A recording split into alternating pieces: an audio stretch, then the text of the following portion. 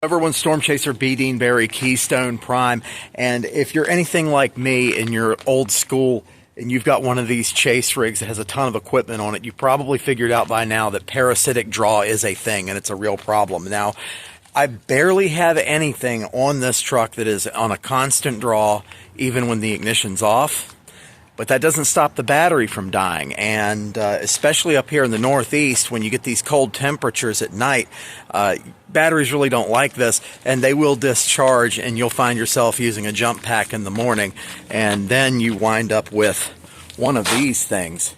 Shoreline plug. What is the Shoreline plug for? It's a temporary install of an onboard battery charger. But today, we're going to be making that install less temporary. I'll show you how to do that real quick. All right, there's the onboard battery charger just kind of sitting over in the side. We're going to mount this right here to the top of the fuse box with this double-sided 3M VHB adhesive. We're going to do that right now. I'll show you. There we go. All done. Now we're going to pull this cord, the main power cord, back up out of the grill so that we have the actual cord access to plug in to the new outlet.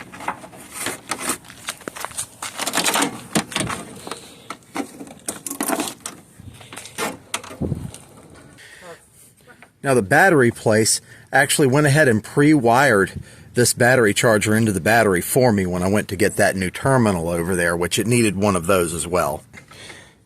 Down here we also have the plug to the block heater. We're going to be plugging this in as well. This thing needs some cleaning. We're going to do that right now.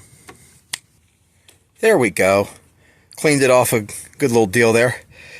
So we're ready to plug it in. Next we're going to go ahead and set up for our NOCO. All right, NOCO GCP2, that's what this is.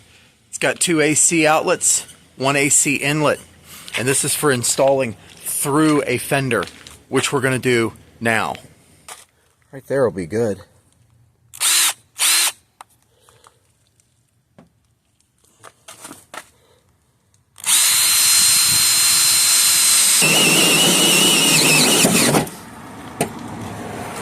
Alright, so we've got a thick fiber material.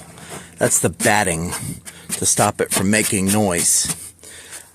I will get those plugs in through there and we'll screw the rest in. Alright, we got our outlet plugs in and that's ready to go in. Now what's going to happen? So I'm going to pop it right in this hole, and it's going to have 3 holes for self-tapping screws, and we're going to get that in right now. Alright, now we just got to get these plugged into those, and then we're going to wrap them with electrical tape to make them all nice. There we go, mummified. Now they're going to get tucked down inside that fender hole on top of that blanket, and I'm going to secure up all these cables with zip ties. Alright, we're all good there. Now we just got to clean all that crap up. There we go, that's clean. Got to put the hood down. And now we're ready to shoreline. Alright, and of course I'm going to use it with this little 1 foot long umbilical cord because you can never be too safe in the instance of mistakes when you're plugged in to your house.